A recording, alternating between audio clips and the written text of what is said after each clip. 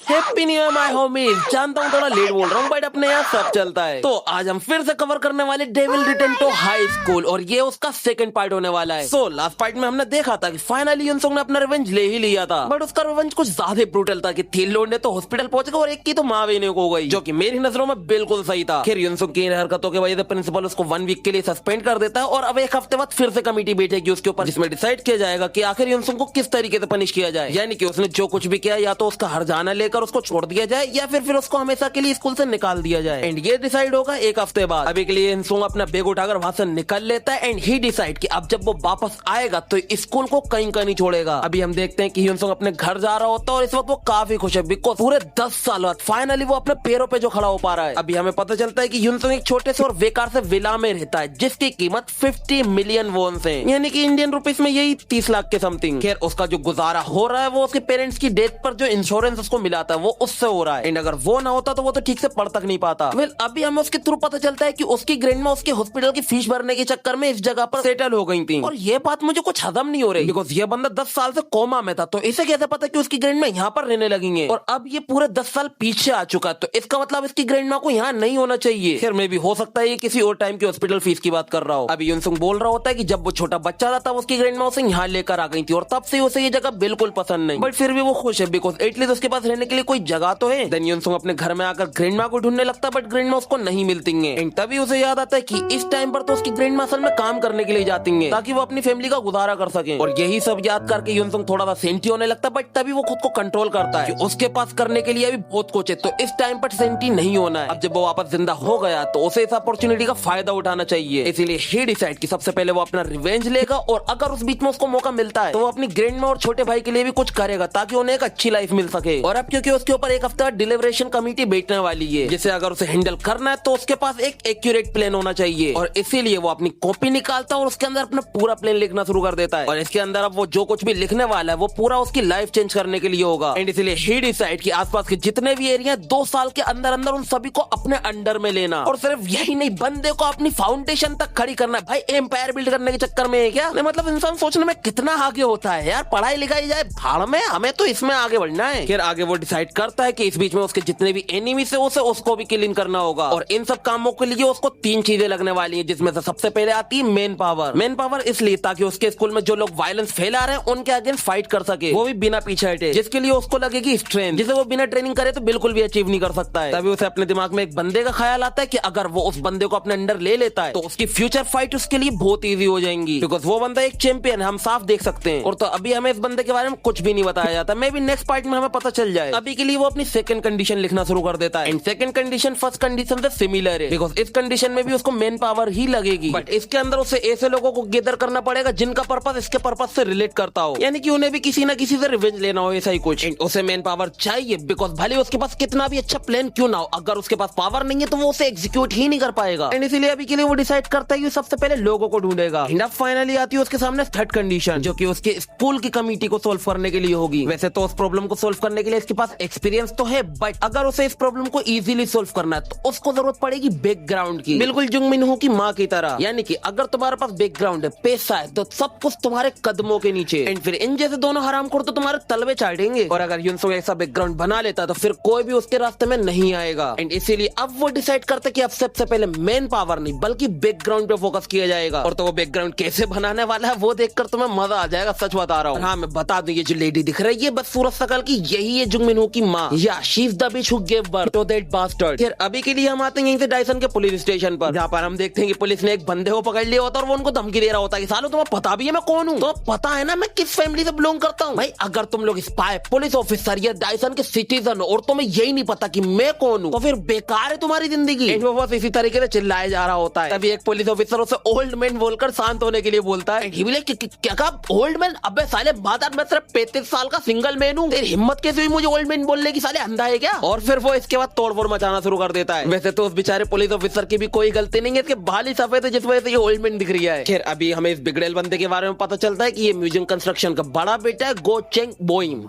नहीं भाई सीरियसली बोइम, ये कोई नाम होता है? नहीं मैं क्या बोलूं इसे, बोइम। फिर हमें इसका नाम तो ऑथर के थ्रू बोइम बताया गया है, यानी गोचेंग बोइम नाम है, बट लोग इसको गोचेंग बियोम बोलेंगे और इसकी पूरी फैमिली को ही बियोम ही बोलेंगे, बोइम नहीं बोलेंगे। और तो जो इसकी फैमिली वो डायसन की बहुत ही अमीर फैमिली है और इसी वजह से कोई भी पुलिस ऑफिसर इससे पंगे नहीं ले रहा है। और तो वजह ये भी है बिकॉज इसकी कंपनी का जो नेक्स्ट सक्सेसर बनने वाला है वो यही होगा, तो इससे पंगे लिए मतलब नौकरी से खत्म। बट क्योंकि इसने गलत किया इसलिए पुलिस ऑफिसर्स भी मजबूर है अपने रूल्स फॉलो करने के लिए। खैर इतना लड़ाई झगड़ा करने के बाद फाइनली ये बंदा शांत बैठता है एंड इसके थ्रू हमें पता चलता है कि ये असल में यहाँ पर इसलिए बिकॉज इसने कुछ लोंडो को पीट दिया है। हालांकि इसका मानना ये है कि जिन्होंने पहले हिट किया था वो लोग थे, जिस वजह से इसको उन लोगों को कूटना पड़ गया। एंड ये बोल रहा होता है कि वो लोग इतने बिग थे कि एक ही बिलो के अंदर ढेर हो गए। भाई कितना स्ट्रॉन्ग है ये बंदा, बिकॉज एक एक पंच के अंदर लोगों को ढेर करना बहुत ही मुश्किल काम है। हालांकि तुम्हारा भाई ये अपने स्कूल डेज में कर चुका है, बिकॉज तुम्हारे भाई की तो बात ही कुछ अलग है। फिर अभी कोचिंग का ये सोच सोच के दिमाग खराब हो रहा होता है कि अगर उसके पुलिस स्टेशन में आने की बात उसके अपोनेंट्स को पता चल गई तो वो इस बात का हंगामा खड़ा कर देंगे। और तो सबसे बड़ी प्रॉब्लम ये है कि रिसेंटली इसके बाप ने पब्लिक में अनाउंस कर इसके और इसके छोटे भाई के बीच में सक्सेसर की रेस रख दी है ताकि पता चल सके कि कौन सा बेटा बिजनेस के लिए कैपेबल है। और तो इसका इसके छोटे भाई से सक्सेसर की रेस जीतना बहुत मुश्किल है, बिकॉज ये बंदा सिर्फ हाई स्कूल ग्रेजुएट है और इसके छोटे भाई ने ग्रेजुएशन की है प्रेस्टिजियस यूनिवर्सिटी से, यानी कि बहुत ही बड़ी यूनिवर्सिटी से। इवन उसने 3 साल पहले डायसन के फेमस औरत से शादी तक कर ली है ताकि ये अपने बाप को ये दिखा सके कि ये मैच्योर हो गया है। एंड अगर उसे पता चल गया कि उसका बड़ा भाई जेल के अंदर है तो फिर तो उसका सक्सेसर का रास्ता वैसे ही क्लियर हो जाएगा। और बस यही बात सोच सोच के इस बेचारे का दिमाग खराब हो रहा होता है। तभी पुलिस ऑफिसर उससे बोलता है देखिए मैं जानता हूँ कि आपको अच्छा नहीं लग रहा है बट इसमें आप ही की गलती है, बिकॉज आपने कुछ इनोसेंट लोगों को कूट जो दिया है। और बस यही वजह है कि हम इस बात को ऐसे ही नहीं जाने दे सकते। जो सुनकर कोचिंग को एकदम से गुस्सा आया था वो सब बोलता है भाई मैंने कहा ना कि उन लोगों ने मुझे पहले पंच करा था। देन ही सेड भाई यही तो बात है, वो लोग भी यही कह रहे हैं कि आपने उन्हें पहले पंच किया था, बट इसका कुछ प्रूफ नहीं है बिकॉज जहाँ पर भी ये इंसिडेंट हुआ था वहाँ पर कोई सीसीटीवी कैमरा नहीं था एंड इसीलिए इस टाइम पर सिर्फ विक्टिम्स की ही सुनी जाएगी। और ये सुनकर कोचिंग फिर से शांत बैठ जाता है। उसे काफी गुस्सा आ रहा होता बट इस टाइम पर वो कुछ नहीं कर सकता है। लेकिन तभी उसकी नजर पड़ती है अपने पीछे बैठे एक माइनर पर, जो देखकर वो एकदम से शॉक्ड हो जाता है कि भाई आखिर एक माइनर यहाँ क्या कर रहा है। एंड हम देखते हैं कि वो माइनर असल में और कोई नहीं बल्कि अपना युनसुंग होता है। वेल वो यहाँ पर क्यों आया है? अपना बैकग्राउंड बनाने के लिए और इसको यहाँ से छुड़ाने के लिए। वेल वो इसको कैसे छुड़ाने वाला है? बिकॉज उसके पास उस फाइट की रिकॉर्डिंग होती है जो कि वो उस पुलिस ऑफिसर को दिखा देता है और वो रिकॉर्डिंग देखकर उस पुलिस ऑफिसर के पसीने छूटने लगते हैं, बिकॉज उस रिकॉर्डिंग में साफ पता चल रहा होता है कि विक्टिम असल में वो लोंडे नहीं बल्कि गोचेंग था। और क्योंकि गोचेंग सही था तो अब इसको टेंशन है कि अब इसका क्या होने वाला है। फिर अब ये युनसुंग से पूछता कि भाई तुझे ये रिकॉर्डिंग कैसे मिली? वो उसे बताता है कि जब वो वहां से गुजर रहा था तब उसने इस फाइट को विटनेस किया था और तो वहां पर कोई सीसीटीवी कैमरा नहीं था बट वहां पर एक कार थी जिसके अंदर कैमरा था और उससे ये रिकॉर्डिंग वहीं से मिली है। आगे वो उस पुलिस ऑफिसर को बताता है कि इस बंदे ने तो फाइट को अवॉइड करने की पूरी कोशिश करी बट उन्हीं लोगों ने इसको पकड़कर मारना शुरू कर दिया था, जिस वजह से इसके पास खुद को प्रोटेक्ट करने के अलावा और कोई चॉइस थी नहीं। अब इसमें इसकी क्या गलती कि ये इतना स्ट्रॉन्ग था कि उनको एक ही पंच में ढेर कर दिया एंड आई थिंक इसे सेल्फ डिफेंस मानना चाहिए। एंड ये सुनते ही गोचेंग उससे काफी खुश हो जाता, बोलता भाई बिल्कुल सही कह रहा है, बिल्कुल सही कह रहा है भाई, तू बहुत ही हैंडसम है, तू इसने ब्यूटीफुल वर्ड्स कैसे कह सकता है?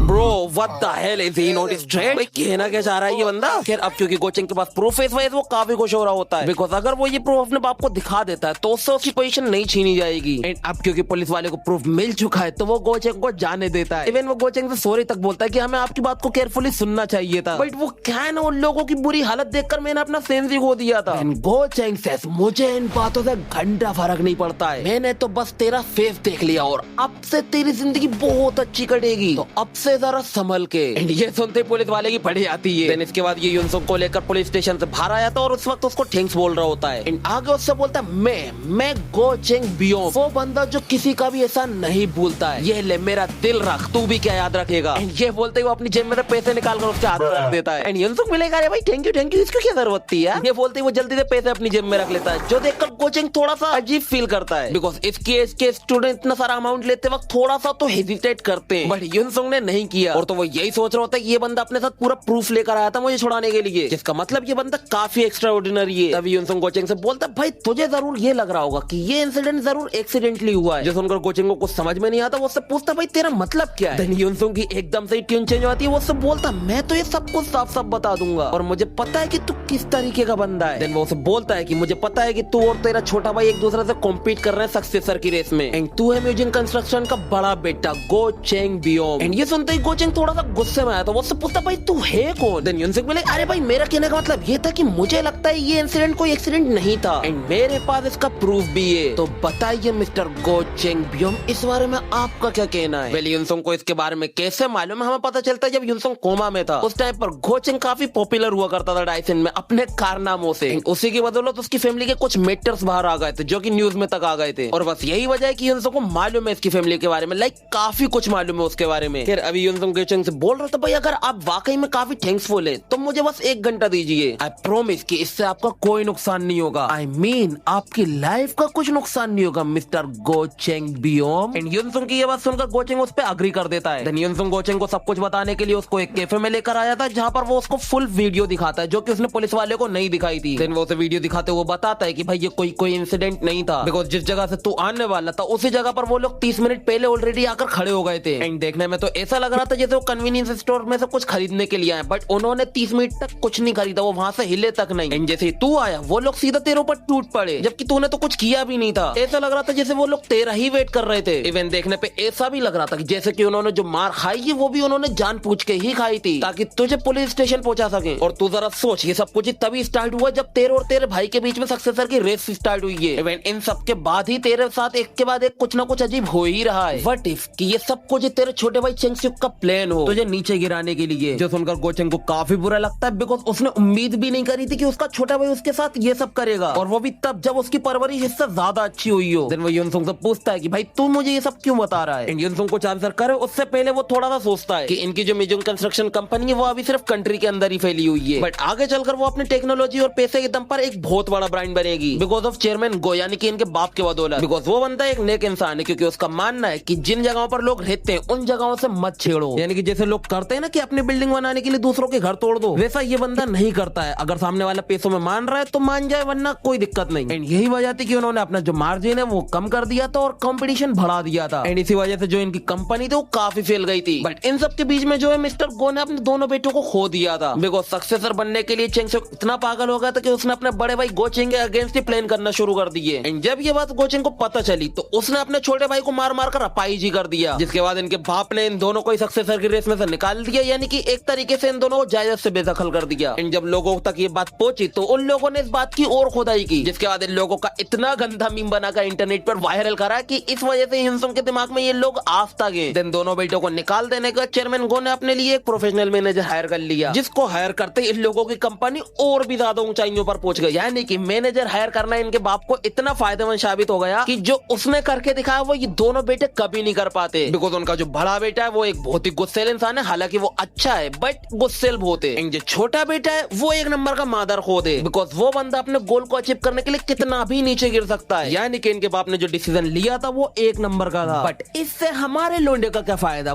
कुछ नहीं। इसीलिए उसे फर्क नहीं पड़ता कि फ्यूचर चेंज हो जाए, इनकी कंपनी बर्बाद हो जाए, उससे अपना रिवेंज चाहिए और तो उसको अपने छोटे भाई और ग्रैंड माँ को भी एक बेटर लाइफ देना है। एंड इसीलिए वो गोचेंग से बोलता है कि मैं तेरी हेल्प करूंगा ताकि तू अपने छोटे भाई चेंगसिक से अपना रिवेंज ले सके एंड चेयरमैन बन सके अपनी कंपनी का। जब उनको गोचेंग को थोड़ा सा फनी लगने लगता है कि भाई तू हाई स्कूल का स्टूडेंट मेरी हेल्प करेगा, बट तभी यूनसुंग उससे बोलता है कि भाई यकीनन तेरे पीछे तेरी हेल्प करने के लिए काफी लोग होंगे ताकि तू सक्सेसर बन सके, बट क्या तुझे ये अजीब नहीं लगता कि वो लोग आज तक तेरे छोटे भाई के प्लान को एक्सपोज ही नहीं कर पाए, इवन मेरे जैसे एक हाई स्कूलर ने तक कर दिखाया। यानी कि इसका सीधा सिंपल सा मतलब ये है कि वो लोग तेरे छोटे भाई के इन्फॉर्मर्स हैं और तुझे चूना लगाने का काम करते हैं। देख भाई मैं तुझसे ये नहीं कह रहा कि तू मुझ पर बिलीव कर, बट रिटर्न में मैं तुझसे ये चाहता हूँ कि तू मुझे एक चांस दे ताकि मैं हमारे इस रिलेशनशिप को ट्रस्टेबल बना सकूं। जो सुनकर गोचेंग थोड़ा सा क्यूरियस होता है और क्योंकि वो यूनसुंग से अपनी लाइफ में पहली बार मिला है इसलिए वो ऐसे ही किसी पे ट्रस्ट नहीं कर सकता, उसे इस बारे में थोड़ा सोचना होगा और इसीलिए वो कैफे के बाहर आकर थोड़ा फूकना शुरू कर देता है। जो देखकर कैफे का एक स्टाफ मेंबर आकर उसको रोकने का ट्राई करता है, जिस वजह से गोचेंग का मत्था सटक जाता है और वो सब बोलता अबे साले मदर अंदर जा वरना मैं ये कैफे को डिस्ट्रॉय कर दूंगा। जब सुनते हुए उस बंदे की पड़ जाती है और फिर वो आगे कुछ नहीं बोलता है। खैर अभी यूनसुंग अंदर बैठे सोच रहा होता है कि ये बंदा अमीर बाप के बिगड़े औलाद है, इवन लापरवाह भी बहुत है, बट ये बंदा इतना डेंजरस है कि डायसन में टाइम बम के नाम से फेमस है, बट इन सब के बावजूद भी ये बंदा काफी अच्छा है। बट हमारे लोंडे ने इसको अप्रोच इसलिए नहीं करा क्योंकि ये अच्छा है, बल्कि इसलिए क्या है बिकॉज ये बंदा इतना टेढ़ा है कि पावर के लिए ये अपने भाई तक को खत्म कर सकता है। एंड यूनसुंग को असल में ऐसे ही बंदे चाहिए अपने प्लान को एग्जीक्यूट करने के लिए। खैर अभी गोचेंग बाहर खड़े खड़े यही सोच रहा होता है कि यूनसुंग ने उसके बारे में जो कुछ भी बोला वो बिल्कुल भी गलत नहीं था बिकॉज उसके भाई के कंपैरिजन में उसके पास वाकई में कुछ नहीं है, जिस वजह से वो इस सक्सेसर की बैटल में हार सकता है। बट फिर भी वो आखिर एक ऐसे बंदे पे कैसे ट्रस्ट कर सकता है जो कि सिर्फ 17 साल का है और इससे वो अपनी लाइफ में पहली बार मिला है। बट तभी उसे अपने बाप की कुछ कही हुई बातें याद आती हैं कि उन्होंने कहा था कि अगर तुम्हारे पास स्किल्स नहीं है तो ऐसे लोगों को अपने साथ रखो जिनके पास स्किल्स हैं एंड उन्हें उनकी एज, जेंडर या सिचुएशन से जज नहीं करना। अगर उनके पास स्किल्स है तो उन्हें हमेशा अपने साथ रखना एंड तब जाकर तुम म्यूजियम कंस्ट्रक्शन को लीड करने के कैपेबल बनोगे। एंड फिर क्या ये बात याद आती है वो यूनसुंग से जाकर बोलता भाई पहले मुझे अपना प्लान बता, पहले मैं उसे सुनूंगा उसके बाद जाकर डिसीजन लूंगा। देन यहीं से हम आते हैं चेंगसिक पर यानी कि इसके छोटे भाई पर। एंड जो कुछ भी यूनसुंग ने गोचेंग से बोला था उसके छोटे छोटे भाई के बारे में कि सब कुछ इसी का प्लान है, वो गलत नहीं था। असल में ये सब कुछ इसी का ही प्लान था। बिकॉज इस वक्त चेंग सियोक को कॉल पर कोई बंदा बोल रहा होता है कि हमने जो प्लान करा था वो फेल हो गया है। जो सुनते ही चेंग सियोक का दिमाग खराब हो जाता है और वो अपना फोन ही तोड़ देता है। और तो फिर वो अपने बाप को कोसना शुरू कर देता है कि सब कुछ उन्हीं की वजह से हो रहा है। उन्हें सोचने में पता नहीं इतना टाइम क्यों लग रहा है, जबकि उनको पता है कि मैं उनके बड़े बेटे से ज्यादा वर्दी हूँ। वो थोड़ा सा खुद को शांत करता है। वो सोचता है कि अब भी वो सक्सेसर की बैटल में काफी आगे, अगर ऐसा ही चलता रहा तो सब कुछ उसके अंडर ही रहेगा। बट तभी उसे एक बंदे का खोल आता है जो कि उससे बोलता है कि मैम जबरदस्ती हंसोंग ऑफिशियल में घुस गई है। जो सुनते ही इसके होश उड़ जाते हैं। वेल ऐसा क्यों, वो तुम्हें अभी पता चलेगा। अभी हम वापस आते हैं युनसोंग और गोचेंग पर। एंड युनसोंग उससे बोल रहा होता है भाई अगर तू ये सक्सेसर की रेस जीतना है ना तो सबसे पहले तो ये रियलिटी को एक्सेप्ट करना होगा कि तेरे और तेरे छोटे भाई के बीच में जो कंपनी के लिए ज्यादा वर्दी है वो तेरा छोटा भाई चेंग सियोक है। बिकॉज तू सिर्फ हाई स्कूल ग्रेजुएटेड है एंड भाई चेंग सियोक ने स्टडी की है बिजनेस एडमिनिस्ट्रेशन पर, और वो भी एक प्रेस्टिजियस यूनिवर्सिटी से। और तो उसने ग्रेजुएट होने के बाद कोरिया आते एक प्रेस्टिजियस फैमिली में शादी तक कर ली, ये बताने के लिए कि वो बंदा मैच्योर हो गया है। इवन इसके बाद उसने कुछ ऐसे लोगों को रिक्रूट कर लिया जो कि डिसाइड करेंगे कि नेक्स्ट सक्सेसर कौन बनेगा, और इसी वजह से अब सब कुछ उसके हाथ में। और हाँ, ये कोई कोइंसिडेंट नहीं है, ये सब कुछ तेरे भाई ने स्टार्टिंग से ही प्रिपेयर करके रखा है तेरी पोजीशन छीनने के लिए, और इसीलिए इस वक्त वो काफी एडवांटेज में भी है। और सिवाय इसके कि तू उसका बड़ा भाई है, तेरे पास उससे खुद को बड़ा प्रूफ करने के लिए और कुछ है भी नहीं। और तो साथ ही तेरे ऊपर काफी सारे केसेस भी चल रहे हैं, लाइक इस एक्सीडेंट को ही ले ले तो बोला बता तुझे आखिर कौन सपोर्ट करेगा। जो सुनकर इसका मत्ता सटकना शुरू हो जाता है। उससे बोलता है कि भाई तेरे और तेरे छोटे भाई के बीच में काफी गैप है, बट फिर भी मुझे लगता है कि तेरे जीतने की पॉसिबिलिटी है। गोचन आस्क कि भाई तेरे कहने का मतलब क्या है। युनसोंग से बताता है कि भाई देख चेंग सियोक सक्सेसर बनने की फुल एडवांटेज में, बट फिर भी तेरे बाप ने तुझे उसके अगेंस्ट खड़ा कर दिया। क्यों? बिकॉज तू उनका बड़ा बेटा है एंड वो जानते कि बड़े बेटे का भी डिजायर होगा सक्सेसर बनने का, और बस यही रीजन है कि तू अभी तक टिका हुआ है। और तो इस कंपटीशन में तुम दोनों के बीच में काफी डिफरेंस है, तब भी तुम्हारे बाप ने अभी तक क्लियरली किसी को भी सक्सेसर नहीं बनाया है। बट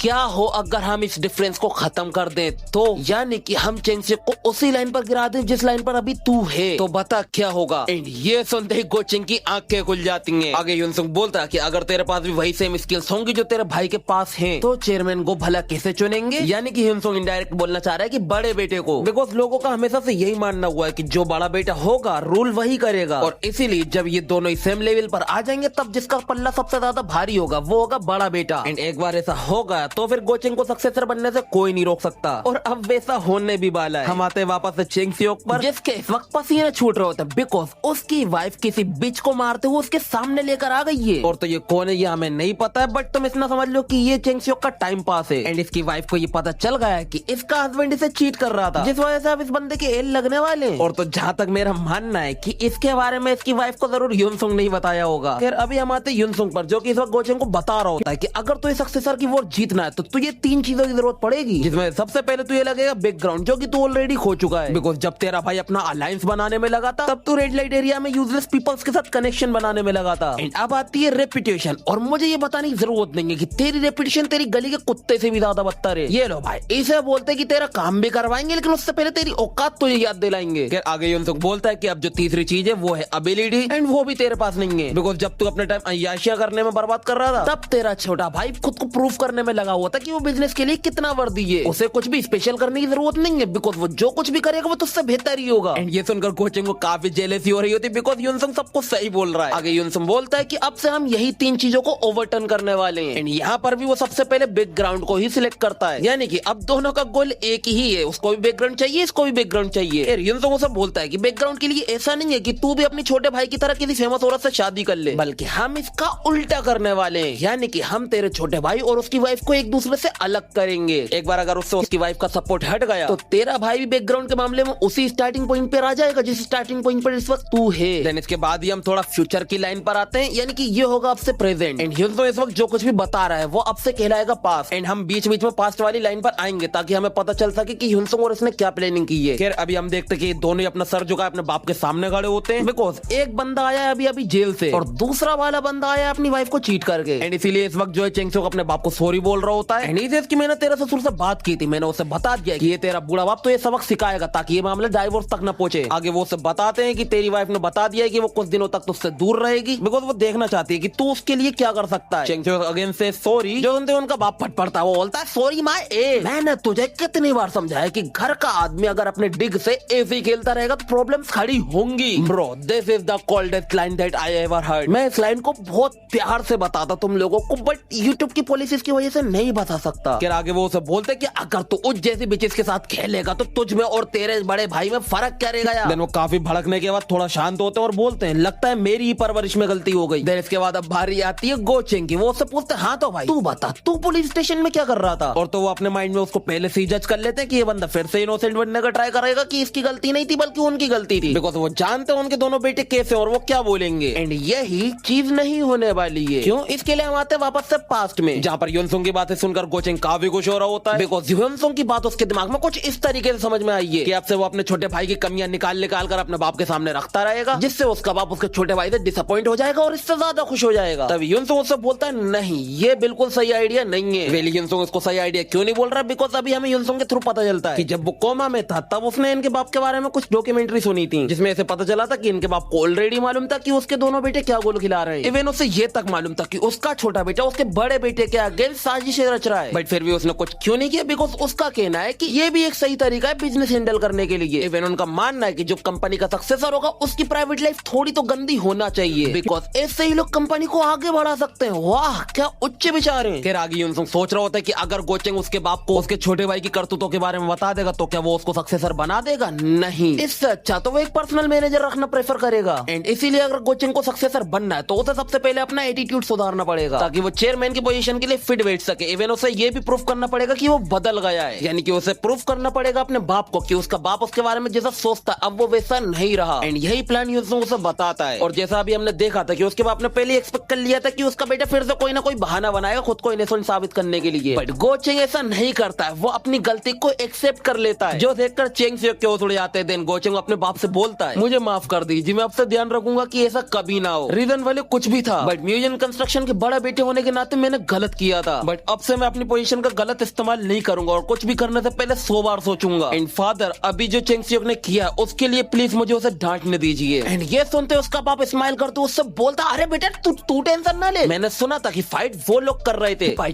तूने फाइट अवॉइड की, तूने बेस्ट दिया अपना फाइट अवॉइड करने के लिए। You did well my son, you took care of the problem and I am proud of you. And ये सुनने के बाद तो इसके छोटे भाई की मिर्चियां लग जाती हैं नीचे से। एंड इस वक्त वो यही सोच रहा होता है कि आखिर उसकी वाइफ को उसके होटल की लोकेशन दी किसने। एंड ये बोलते वो गोचेंग की तरफ देख रहा होता है और बोल रहा होता है कि एक बार मैंने उस बंदे को पकड़ लिया तो मैं उसे खून के आंसू रुला दूंगा, आई प्रॉमिस। एंड वही गोचेंग वो अपने बाप के वहां पे जाने के बाद उसी की बातें रिपीट किया जा रहा होता है। इवन उसकी बॉडी खुशी के मारे शेक कर रही होती है कि उसके स्ट्रिक्ट बाप ने इतने साल बाद उसको फाइनली एक्नॉलेज किया एंड उसकी पीठ थपथपाई है। एंड ही डिसाइड कि अब से यही सब चलता रहना चाहिए। देन इसके बाद वो वहां से निकल जाता है युनसुंग को उसके घर पर छोड़ने के लिए। और हाँ अब ये भी प्रेजेंट ही है। अभी गोचेंग युनसुंग को थैंक्स बोल रहा होता है कि उसके वजह से उसका बाप उससे खुश हुआ। एंड ही आस्क अब मुझे बता क्या मुझे चेयरमैन बनने के लिए क्या करना है, तो जो बोलेगा मैं सब सुनूंगा। तभी युनसुंग उससे बोलता बेटा इतनी जल्दी एक्साइटेड होने की जरूरत नहीं है, अभी हमने जो कुछ भी किया था वो सिर्फ तेरे भाई को बैकग्राउंड की स्टार्टिंग लाइन पे लाने के लिए किया था। एंड चेयरमैन बनने के लिए तो ये बाकी के 2 राउंड भी जीतना पड़ेंगे। एंड उसके लिए भी मेरे पास थोड़ा बहुत प्लान है, बट उसे इस टाइम पर एग्जीक्यूट करना थोड़ा मुश्किल है। अभी के लिए तू अपनी कंपनी को एक माइनर एम्प्लॉय बनकर ज्वाइन कर और सीख कि काम कैसे होता है। एंड जब टाइम आएगा मैं तुझे प्लान को तभी बता दूंगा। एंड ये बात सुनकर गोचेंग काफी शॉक्ड होता है कि उसको अपनी कंपनी के अंदर एक माइनर एम्प्लॉय बनकर काम करना पड़ेगा। बट फिर उसे याद आता है कि ये वो बंदा जिसकी वजह से आज उसका बाप उससे खुश हुआ है। एंड आगे भी यही बंदा इसके और इसके बाप की लाइन को क्लियर कर सकता है, और इसीलिए फिर वो इस बात से अग्री कर देता है। Yunsung says and bro one more thing, तुझे हमारी वो कैफे की कन्वर्सेशन तो याद होगी कि हम दोनों एक दूसरे के साथ काम कर रहे हैं बिकॉज हम दोनों को एक दूसरे से कुछ ना कुछ चाहिए। एंड तेरी हेल्प के रिटर्न में तूने मुझसे प्रॉमिस किया था कि तू मेरी कोई भी विश ग्रांट करेगा। देन गोचेंग सेज अरे भाई बोलना यार, मैं ऐसा कुछ भी नहीं है जो मैं तेरे लिए ना कर सकूं। जो सुनकर युनसुंग बोलेगा अरे भाई बहुत अच्छे, तो फिर मैं तुझसे सीधा बात करता हूँ, I want you to be my. Well ये इसे क्या बनने के लिए बोल रहा है अपना वो हमें बाद में पता चलेगा। अभी के लिए हम आते हैं एक हफ्ते बाद रिव्यू कमेटी पे, जहाँ पर जुंग मिनहो की मां ने उसके टीचर को थप्पड़ मार दिया होता है बिकॉज इस हरामखोर को इतने पैसे खिलाने के बाद भी उसके बेटे की कुछ ये हालत हो गई है। अभी उसकी मां टीचर को धमकी देती है कि बेटा अगर तुझे अपनी नौकरी से हाथ नहीं धोना है ना, इवन तुझे अगर टॉर्चर नहीं होना है ना, बेहतर यही होगा कि तू उस हरामखोर को एक्सपेल कर दे। समझ में आ गई ना बात? एंड ही भी लगी है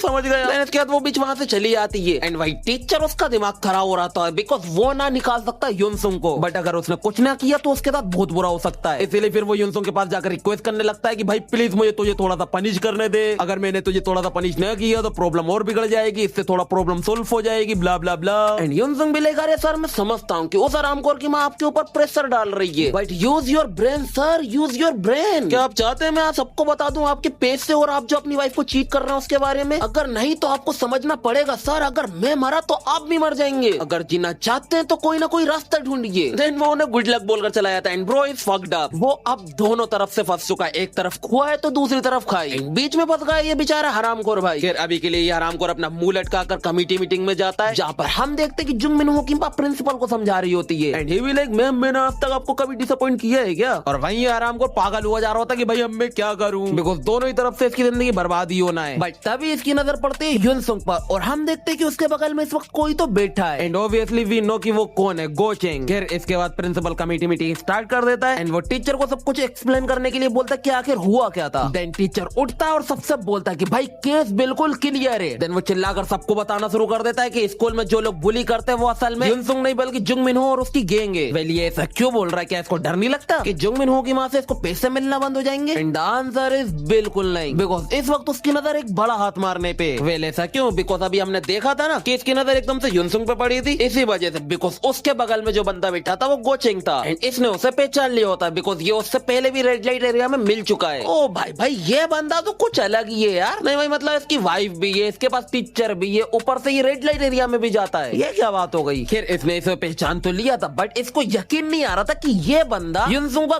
गार्डियन हो सकता है। वेल क्योंकि इसको कोचिंग के बारे में सब कुछ मालूम होता है कि ये बंदा क्या चीज है और किसका बेटा है, इसीलिए ही डिसाइड की ये बंदा तो जुंग मिनहो के पेरेंट्स से भी ज्यादा अमीर है, तो क्यों ना इसी पे हाथ मारा जाए। और यही वजह है कि इस वक्त इस हरामखोर के अंदर इतनी हिम्मत आ गई है। खैर अभी टीचर की बातें सुनकर प्रिंसिपल उससे बोलता है कि भाई पूरी बातें डिटेल में बताओ, और तो उसके पसीने भी छूट रहे होते हैं बिकॉज वो भी यहाँ पर जुंग मिनहो को इनोसेंट साबित करने के लिए लगा है। खैर अभी प्रिंसिपल की बात सुनकर टीचर सबको सच सच बताना शुरू कर देता है कि काफी वक्त से उसको पाक और उसकी गैंग के अगेंस्ट उससे रिपोर्टें मिल रही थी कि पाक और उसकी गैंग मिलकर बाकी स्टूडेंट्स को हरेस करते हैं। देन वो आगे सबको बताता है कि पहले तो मैंने पाक और उसकी गैंग को डांट डोट के जाने दिया बट फिर उनकी करतूत तो और ज्यादा बढ़ गई एंड कुछ ही दिनों पहले ये लोग ली जुंगमिन को भी बुली कर रहे थे, जो देखकर युनसुंग ने उन्हें रोकने का ट्राई करा बिकॉज वो लोग क्लासमेट्स हैं। बट पाक और उसकी गैंग नहीं रुकी बल्कि वो तो उसके ऊपर भी टूट पड़ी। तो अब मैं जरा आप लोगों से पूछना चाहता हूँ, अगर कोई बंदा आपको हरेस करता है तो क्या आप खड़े होकर देखोगे? नहीं। और वही युनसुंग ने भी किया था। युनसुंग बस खुद को प्रोटेक्ट करने का ही ट्राई कर रहा था बट ये लोग ज्यादा थे और इन्होंने उसको खूब मारा और बस इसीलिए युनसुंग को खुद को प्रोटेक्ट करने के लिए इनसे फाइट करना ही पड़ी। उसके अलावा उसके पास कोई और चॉइस थी नहीं। हाँ मैं जानता हूँ कि वो इस हिसाब में कुछ ज्यादा ही आगे बढ़ गया था बट फिर भी अगर हम युनसुंग को पनिश करते हैं तो हम बहुत ही बड़े बेवकूफ कहलाएंगे जो इस प्रॉब्लम के चक्कर में स्कूल के पुलिस को ही इग्नोर कर दें। और बस यही था जो मुझे कहना था। एंड इसके चुप होते प्रिंसिपल कूद पड़ता कि भाई आखिर तू कह रहा है? ये इंसिडेंट बहुत ही भयानक था। हिस्ट्री में पहली बार स्कूल के 4 स्टूडेंट हॉस्पिटल गए और तो इस इन्फॉर्मेशन के बारे में भी कुछ कंफर्म नहीं है कि जो विक्टिम्स हैं वही असल में बुलिंग है एंड इसीलिए ये टॉपिक मायने नहीं रखता। रीजन भले कुछ भी हो बट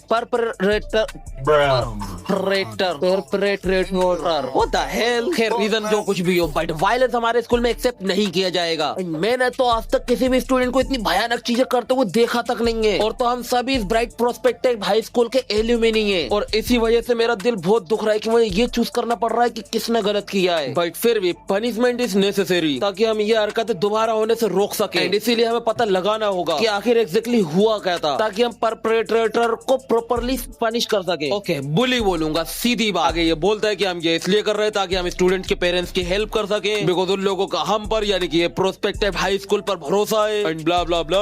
देन वो जुंगमिन से पूछता है कि भाई तू बता कि आखिर हुआ क्या था। देन ये हरामखोर अपनी कपकपी आवाज में बोलता है what I experience is completely different from what that teacher said. मैं तो बस वहां से गुजर रहा था कि तभी मैंने देखा कि युनसुंग पाक को पीट रहा था। जब मैंने बाकी स्टूडेंट से पूछा तो उन्होंने बताया कि सबसे पहले स्टार्टिंग युनसुंग ने की थी। अगर आपको मेरी बात पर यकीन नहीं आ रहा तो आप उनसे जाकर पूछ सकते हैं। एंड ये सुनते ही युनसुंग भी शॉक्ड हो जाता है कि भाई ये तो विक्टिम कार्ड खेल रहा है यार। फिर आगे युनसुंग बोलता है कि मैं तो बस सच कह रहा हूँ। जब मैंने देखा कि युनसुंग मेरे फ्रेंड को बुली कर रहा है तो मैं जल्दी से उसके पास दौड़ कर गया बट युनसुंग ने विदाउट एनी हेजिटेशन एक लोग उठाया आई मीन वेपन उठाया एंड मुझ पर अटैक कर दिया। हाँ मैं जानता हूँ कि जब युनसुंग ने अपने पास इतने लोगों को आते हुए देखा तो वो डर गया होगा बट पाक इतनी बेकार कंडीशन में था कि हमें कुछ सोचने का टाइम ही नहीं मिला एंड ये सब हो गया। बट टू बी ऑनेस्ट मुझे समझ में नहीं आ रहा कि पूरा ब्लेम टीचर हम पर क्यों डाल रहे हैं। एंड युनसुंग ने बस यही नहीं किया था। टीचर आपको याद है ना कि आप युनसुंग को डांट रहे थे। मुझे नहीं पता कि शायद से आपकी बात को उसका बुरा लग गया होगा बट उसके बाद से वो मुझे ढूंढता हुआ है और उसने मुझे फिर पीटा कि ये सब मेरी गलती थी टीचर। एंड बस इस हरामखोर के मगरमच्छ के आंसू देखना थे कि इसकी माँ उठकर सबसे बोलती है मेरे बेटे का चेहरा देखो। हमने हमारे बेटे को बहुत ही अच्छे से पाल पोस के बड़ा किया है, इतने अच्छे से कि हमने आज तक उसे चोट तक नहीं लगने दी बट आज उसका फेस देखो आप। आखिर ये सब हुआ कैसे? इस स्कूल में वायलेंस होता है मैं क्या समझूं? आज तो ये सिर्फ मेरे बेटे के साथ हुआ है, कल को आपके और आपके और आपके बेटे के साथ भी हो सकता है। इसलिए हम पेरेंट्स इस बात को ऐसे इग्नोर नहीं कर सकते, हमें बुली को पनिश करना ही होगा। एंड बस यही सुनते ही बाकी लोग भी इनकी बात पे एग्री करने लगते हैं। And look at those bitches smile. इसके बाद हम आते हैं हॉस्पिटल पर, जहाँ पर हम फाइनली इन 3 हरामखोरों को टूटा फूटा देख रहे होते हैं। यहाँ पर ये लोग सोच रहे होते हैं कि भाई जुंगमिनू की माँ इतनी खतरनाक है, वो युनसुंग को तो कच्चा जवा जाएगी। तभी पाक बोलता है कि एक बार वो बंदा स्कूल से निकाल दिया जाए, मैं उसको जाकर फिर से अरेस्ट करूंगा, तब तक जब तक वो घुटनों पे बैठकर गिड़गिड़ाना शुरू न कर दे।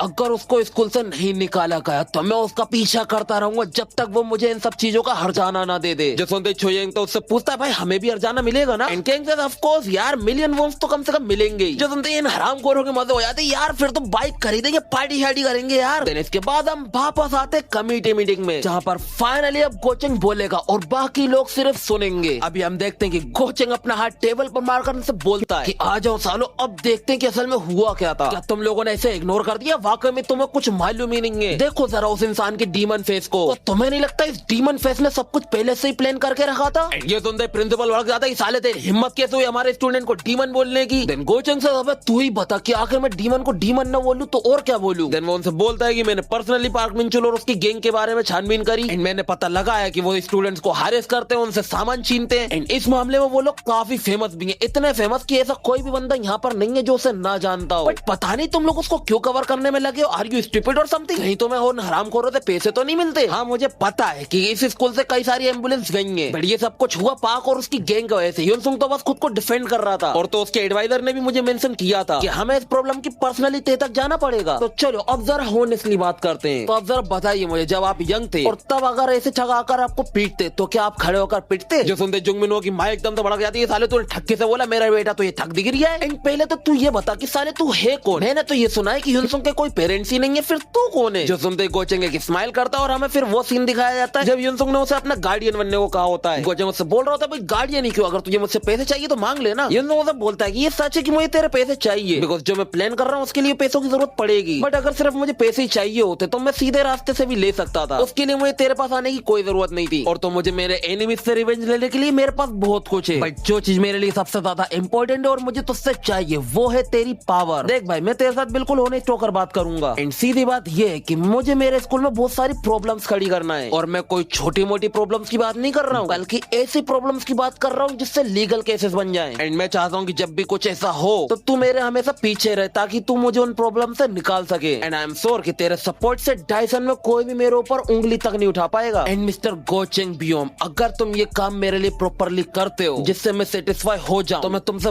वादा करता हूँ कोई फर्क नहीं पड़ता कि मुझे क्या करना पड़े, बट तुझे चेयरमैन बनाने के लिए मुझे जो करना पड़ेगा मैं वो सब करूंगा और हो सकता है कि मैं तुझे उससे भी ज्यादा ऊंचाइयों पर ले जाऊं। जो सुनते गोचेंग काफी खुश होता है, वो सब बोलता है भाई तुझे टेंशन लेने की अब कोई जरूरत नहीं है, इन चीजों बहुत आगे हूँ, ट्रस्ट मी, अब से तुझे जो करना है कर, कोई तुझे नहीं रोकेगा। एंड इसके बाद ही हम प्रेजेंट में आते हैं जहाँ पर गोचेंग बोल रहा होता है तो तुम्हें जानना है कि मैं कौन हूँ, तो सुनो, मैं हूँ युनसुंग का guardian and the eldest son of Musing construction company, Gocheng Byeom. और अगर तुम लोगों को नहीं पता कि तुम लोग किससे बात कर रहे हो तो सुन लो, युनसुंग मेरा छोटा भाई है और वो कोई ऐसा बंदा नहीं है जो लड़ाई झगड़ा करता फिरे। एंड इसीलिए जब मैंने ये बात सुनी कि मेरे भाई के ऊपर डिलीवरेशन कमेटी बिठाई गई है तो मैं अपना सारा काम एक साइड रखकर जल्दी से दौड़ता हुआ यहाँ आया हूँ। देखो च्योनिल हाइट डायसन का एक प्रेस्टिजियस स्कूल है एंड इसीलिए मैंने उम्मीद की थी कि मेरा भाई इस स्कूल में बिना किसी दिक्कत के पढ़ लिख सके, बल्कि मैं तो ये प्लानिंग भी कर रहा था कि मैं इस स्कूल को म्यूजियम कंस्ट्रक्शन के नाम पे स्पॉन्सर कर सकूं। बट अब मुझे लगता है कि मुझे दोबारा सोचना होगा, बिकॉज मैंने नहीं सोचा था कि ये स्कूल इतना बेकार होगा। तभी जुंगमिनो की माँ बीच में चकती कि अबे तू हमें धमकी दे रहा है क्या? नहीं भाई मैं तो सिर्फ सच ही बता रहा हूँ कि एक एजुकेटर को कैसा होना चाहिए। एक एजुकेटर का काम है कि वो सही फैसला ले, इवन स्टूडेंट्स तक को सही सिखाए। और अगर ऐसा है तो सिर्फ मेरे भाई को क्यों पनिशमेंट दी जा रही है, वो भी तब जब उसने अपने क्लासमेट को बचाने के लिए उन पुलिस से फाइट की थी। तुम लोग बस इसे इसीलिए पनिश कर रहे हो क्योंकि ये अपने लिए खड़ा हुआ था। तुम लोग तब कहाँ थे जब वो पिट रहा था? तुम लोग अपनी आंखें बस इसलिए बंद कर रहे हो बिकॉज ये एक गरीब फैमिली से बिलोंग करता है एंड तुम्हें उन हरामखोर पुलिस के पेरेंट्स से पैसे मिलते हैं। और अगर यही रीजन है तो मैं इसे ऐसे नहीं छोड़ूंगा, मैं तुम्हारे स्कूल को ही बर्बाद कर दूंगा। इवन वो बंदा भी जो विक्टिम बन के बैठा हुआ है एंड वो लोग जो उसको सपोर्ट कर रहे हैं, मैं उनमें से किसी को डायसन में कदम भी नहीं रखने दूंगा। एंड इससे तुम लोग एक धमकी समझ लो बिकॉज यही है ट्रू जस्टिस। एंड ये सुनते ही वहाँ पर जितने भी लोग खड़े होते हैं उन सभी के पास नहीं छूट जाते, इवन प्रिंसिपल की तो फटकार चार हो जाती है बिकॉज वो जानता है कि ये जो बंदा बोल रहा है वो कर भी सकता है। और अगर ऐसा हो गया तो जो स्कूल बनाने का वो सपना देख रहा है वो सपना सपना ही रह जाएगा। इसलिए इस वक्त गोचेंग की बातें सुनने के बाद इसको समझ में नहीं आ रहा होता कि आखिर करना क्या है। एंड काफी सोचने के बाद ये भी वही डिसीजन लेता है जो टीचर ने लिया था, यानी कि पार्टी चेंज कर देना। बिकॉज अगर ये ऐसा कर देता है तो गोचेंग ने अभी बोला था ना कि वो स्कूल को प्रमोट कर देगा और इसीलिए ये इसको बेस्ट अपॉर्चुनिटी लगी अपने स्कूल को वो बनाने का जो ये बनाना चाहता है। हालांकि उसे पता है कि ये करने के बाद उसकी नाक भी कट सकती है, बट उसे अपनी नाक की टेंशन नहीं है, उसे अपने स्कूल को महान स्कूल कहलाना है। इसलिए ही डजंट केयर कि लोगों को क्या फर्क पड़ता है, उसका स्कूल का काम हो रहा है, बस उतना काफी है। एंड ये काम करवाना जुंगमिनहो के पेरेंट्स के बस की बात नहीं है। एंड फिर क्या, ये बुड्ढा 2 मिनट में पलट जाता है। ये गोजंग से बोलता है, अरे हाँ मैंने भी सुना था कि एक गैंग है जो स्कूल के स्टार्टिंग ईयर से स्टूडेंट्स को बुली करती आ रही है। एंड अगर मैंने सही सुना है तो जुंगमिनहो उनका रिंग लीडर है। भाई देख रहा हूँ ना, 2 मिनट में पलटना किसे कहते हैं, इसे। खैर अभी इसकी ये बातें सुनकर जुंगमिनहो की माँ इसके ऊपर भड़क जाती है और तो बाकी लोग भी उसके बारे में इंसेंट बातें करने लगते हैं। बट जैसा कि हमें पता है, bro doesn't give a shit. And he says, देखो भाई, डेलिब्रेशन कमेटी एक ऐसी जगह है जहाँ पर सिर्फ फैक्ट के बेस पे ही जजमेंट किया जाता है। यानी कि ये बुड्ढा बोल रहा है कि यहाँ पर सिर्फ प्रूफ और सच्चाई के बेस पे ही इंसाफ होता है। और अगर ऐसी बात है तो अभी जो थोड़ी देर पहले हो रहा था वो क्या था। फिर अभी आगे ये बोलता है कि युनसुंग हमारा एक बहुत ही होनहार स्टूडेंट है, उसने जरूर कोई ना कोई अच्छे रीजन से ही किया होगा, इसलिए हम सबको ही उसकी बात सुनना चाहिए। एंड युनसुंग जैसे ये बातें सुनता उसका मुंह उतर जाता है, बिकॉज आज उसके पास पैसा है, उसके पास बैकग्राउंड है, तो ये लोग उसकी साइड होकर बातें कर रहे हैं। बट अगर ऐसे ही डिसीजन ये लोग तब करते जब युनसुंग अपनी ओल्ड लाइफ में था तो युनसुंग मारा ना जाता। बट कोई ना, वो कहते हैं ना कि जो भी होता है अच्छे के लिए होता है, युनसुंग के साथ भी अच्छा ही हुआ है। बिकॉज अब जब वो रीइंकार्नेट होकर आया है तो उसके पास अपना काफी एक्सपीरियंस है, उसके हेल्प से वो काफी आगे भी बढ़ सकता है। खैर अभी प्रिंसिपल ने बोला था ना कि हमें युनसुंग की भी बातें सुनना चाहिए, तो अब युनसुंग बोलना स्टार्ट करता है। युनसुंग उन्हें बताता है कि मैंने इस बारे में काफी टीचर्स को बताया था कि पार्क और उसकी गैंग लोगों को बुली कर रहे हैं, एक बार नहीं कई बार। एंड जब भी मैं उन्हें इनके बारे में बताता तो वो हमेशा उन्हीं की साइड होकर बात करते कि ये लोग ऐसे बंदे नहीं है, तुम्हें जरूर गलतफहमी हो गई होगी। एंड अगर कभी इन्हें पता चल भी जाता था तो ये उन्हें बस छोटी मोटी डांट लगाकर छोड़ देते थे, जिसके बाद वो लोग और भी बड़े बड़े कारनामे करते। देन आगे वो एक्सेप्ट भी कर लेता है कि उसी ने जुंगमिनहो को मारा था और उसी की वजह से वो तीनों हॉस्पिटल गए। एंड उसने ऐसा किया बिकॉज ये लोग उसको पावरलेस समझते थे। इसलिए युनसुंग उनसे बोलता है कि अगर मैं रूफटॉप से गिरकर मर भी जाता एंड मैं वाकई में पावरलेस होता तो तुम लोग इस केस को ऐसे ही दबा देते जैसे कुछ था ही नहीं। आखिर मुझे बताओ क्यों गरीब के लिए अलग कानून है और अमीर के लिए अलग, और अगर ऐसा ही है ना तो फिर मैं इस चीज का पूरा फायदा उठाऊंगा। आगे वो उनसे बोलता है कि यहाँ पर एक गैंग है जो गलत काम करती है, तो पहले आप लोग उन्हें पनिश करो, और अगर आप लोग ऐसा नहीं करते तो मैं इस इंसिडेंट के बारे में सबको बता दूंगा एंड सबको पता चल जाएगा कि चोनिल हाई एक बकवास स्कूल है। इसके बाद चोनिल हाई डायसन के ऊपर एक धब्बा बनकर लग जाएगा। एंड अगर तुम लोगों को मेरा मुंह बंद करवाना है ना तो उन्हें पनिश करना होगा। एंड ये सुनते ही जुंगमिनहो की माँ फट पड़ती है कि मेरे होते हुए ऐसा नहीं होने दूंगी। देन वो जल्दी से अपने हस्बैंड को कॉल मिलाती है और वो सब बोलती है जल्दी से यहाँ जब, बिकॉज डेलिब्रेशन कमेटी के अंदर सबकी सब हमारे लोंडे को ब्लेम कर रहे हैं, इवन प्रिंसिपल और टीचर भी, और वो भी इसलिए बिकॉज उस हरामखोर म्यूजियम कंस्ट्रक्शन के बड़े बेटे ने कहा है कि वो इनके स्कूल को स्पॉन्सर करेगा। ये साले सबके सब हरामखोर हमारे एहसान भूल गए। आगे वो अपने हस्बैंड से बोलती है कि जल्दी से यहाँ आ जाओ और इन्हें दिखा दो कि हम लोग क्या चीज है। एंड तभी उसका हस्बैंड उससे बोलता तो तूने अभी क्या कहा, उस बुली का स्पॉन्सर गो चेंग बियो में। जो सुनते ये खुश हो जाती है और उसे बोलती है अरे वाह तू उनसे जानता है, ये तो और भी अच्छी बात है, जल्दी से यहाँ आओ और उनको सबक सिखाओ। एंड ही सेड अबे साले कुतिया तू क्या पागल हो गई है, तेरी हिम्मत कैसे हुई म्यूजियम कंस्ट्रक्शन के बड़े बेटे के बारे में ऐसे बात करने की, तू क्या हमारी फैमिली को बर्बाद होते हुए देखना चाहती है, साली कुतिया तू घर आ जल्दी। पागल औरत, ये सब तेरे वजह से औरत, तूने हमारे बेटे को सही डिसिप्लिन सिखाए नहीं है। आई स्वेयर तुम दोनों एक बार घर आ जाओ फिर मैं तुम दोनों को एक अच्छा सबक सिखाऊंगा, आई स्वेयर। इसके बाद बस उसका हस्बैंड उसे सुना जाता है एंड वो भी अपना सर नीचे कर बस सुनती रहती है। एंड अभी तो वाकई में समझ में आ गया कि इसने किससे पंगा लिया था। फिर इसके बाद डिलीब्रेशन कमेटी खत्म हो जाती है एंड हम आते हैं युनसुंग के घर पर, जहाँ पर वो बहुत लेटेड डिलीब्रेशन कमेटी के बारे में सोच रहा होता है। एंड हमें पता चलता है कि जुंगमिनहो और उसकी गैंग को स्कूल से निकाल दिया गया है, बट साथ ही युनसुंग को भी पनिशमेंट दी गई है कि वो 100 घंटे तक स्कूल का वॉलंटियर बनकर काम करेगा, यानी कि वही स्कूल की साफ सफाई करना वगैरह वगैरह पूरे 100 घंटे तक। अब इससे तुम लोग ये मत समझना कि बस उसको एक बार शुरू कर दिया फिर वो 100 घंटे तक रुक ही नहीं पाएगा, यानी हर दिन 1-2 घंटे। फिर इसके बाद हमें युनसुंग का एक फ्लैशबैक दिखाया जाता है कमेटी मीटिंग खत्म होने के बाद का, जहाँ पर हम देखते हैं कि युनसुंग जुंगमिनहो से कमेटी खत्म होने के बाद मिलने गया होता है एंड जुंगमिनहो उसको देखते ही उसके ऊपर चढ़ पड़ता है, बट तभी उसकी माँ आकर उसका हाथ पकड़ लेती है and look at her face. साफ समझ में आ रहा है कि इसकी अमीरी अब पूरी तरीके से निकल चुकी है। एंड ये देखते ही युनसुंग जुंगमिनहो को एक इविल से स्माइल देकर उससे अपने घुटनों पर आकर माफी मांगने के लिए बोलता है। देन जुंगमिनहो मिला क्या कहा एंड युनसुंग से मैंने कहा घुटनों पर बैठकर माफी मांग मुझसे। जो सुनते ही वो उसके ऊपर भड़क जाता है कि भाई मैं आखिर ऐसा क्यों करूं जबकि मुझे तो स्कूल से ही निकाल दिया गया है। एंड युनसुंग से ये बात तो तू अपनी माँ से पूछ। देन वो जैसे अपनी माँ की तरफ देखता है वो उससे मुंह फेर लेती है बिकॉज़ अब उसके बस में ना है कुछ करना। एंड तभी युनसुंग जुंगमिनहो के कान में जाकर उससे बोलता है कि बेटा तुझसे जो बन पड़े वो करके मुझे सेटिस्फाई कर, क्या पता मैं तेरा स्कूल से निकलना कैंसिल करवा दूं। एंड बस ये सुनना ही होता है कि उसकी माँ उससे बोलती कि जो वो बोल रहा है जल्दी कर। एंड फिर क्या उसको ना चाहते हुए भी अपने पैरों पे बैठकर युनसुंग से माफी मांगना पड़ती है। और हाँ अभी हमें पता चलता है कि युनसुंग आखिर ऐसा क्यों कर रहा है। युनसुंग ऐसा कर रहा है बिकॉज इन लोगों की वजह से उसकी दादी ने भी अपने घुटनों पर बैठकर उनसे माफी मांगी थी। तो युनसुंग ने जो कुछ भी किया मेरी नजरों में तो एक नंबर। फिर अभी युनसुंग फिर से उसके कान में आकर बोलता है कि यार मजा नहीं आया तो अब एक काम कर दुआएं मांगना स्टार्ट कर दे, बिकॉज आज से